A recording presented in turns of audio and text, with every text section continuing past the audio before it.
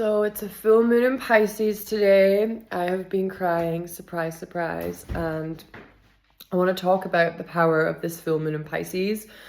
For me, it's sitting in my fourth house, which is home, and I am away to leave my home to travel the world, and I have no plan, and I have no idea when I'm going to be home.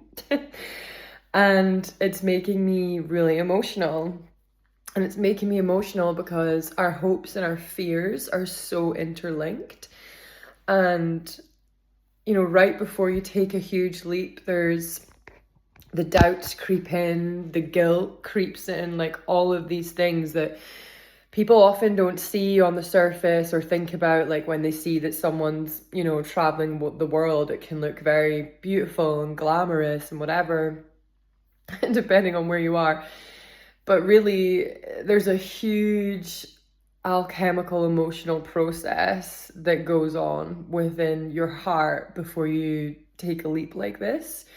And it's not just as, you know, simple as getting on a plane. And for me, I don't have a job that I'm going to. I'm not going to a country to work. I am using all the money I have. I'm selling everything I own to go on this trip, this pilgrimage around Asia, because it's what I feel in my heart and my soul I need to do. And some people will get that and some people won't.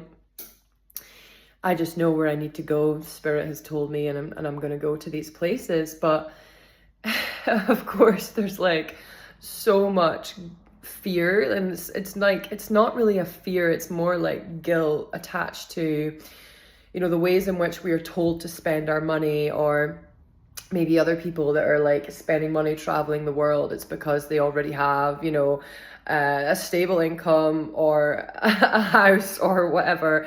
I don't have any of that. Like, I am doing this because I don't feel I belong in this environment that I've been living in.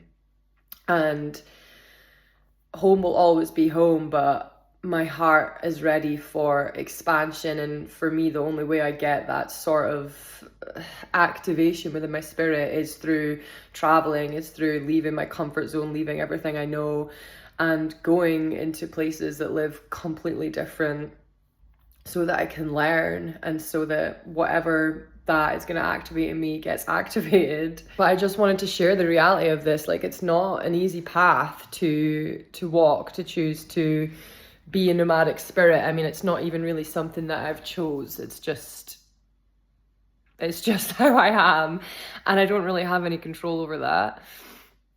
And I'm very blessed, you know, that I have the resources to be able to do this. But there's no guarantees, you know, like there's no plan, there's no safety, there's no security. Like, this decision that I'm making is really fundamentally based on trusting my heart and trusting my soul, with no backup plan, with no security. And so of course that can feel scary when I look around me, and, you know, my friends or people that I know are, you know, at that stage in their life where they're doing it differently. Maybe they're away to buy a house, or they're just completed a degree or a master's, and then they're on this path that's like kind of like, you know, it's giving them a bit of security or a bit of like certainty and familiarity. The path of the traveler is the complete opposite, and is really like giving yourself to the unknown and surrendering to to what comes when you do that on that path. It is a complete surrender.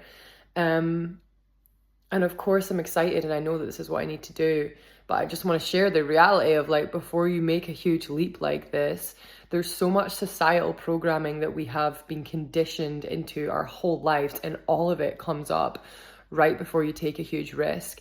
And, you know, for some people, like I say, it's a full moon in Pisces, that maybe you're not going traveling around the world, but maybe you're leaving a relationship, or you're leaving a job, or you're moving house. Like, it's moving away from things that make you feel safe, that give you a sense of familiarity, a sense of comfort.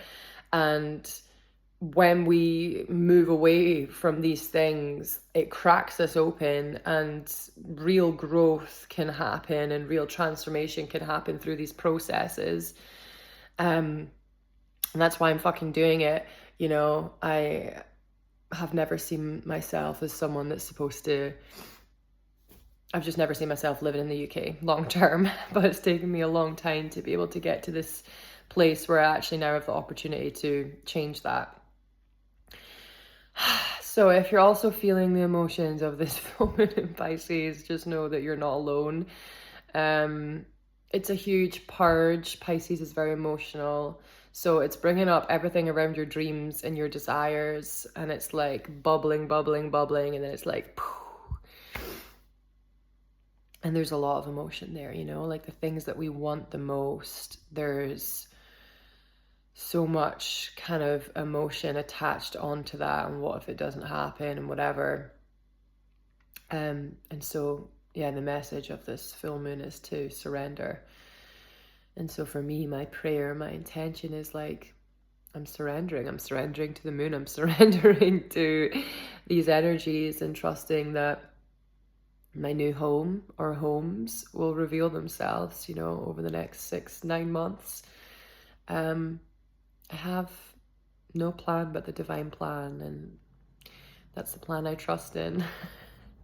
At any time in my life when I've tried to plan things, it doesn't go according to plan. So this is why I'm now in surrender mode. So maybe this will help someone out there who's also feeling the intensity of this full moon in Pisces.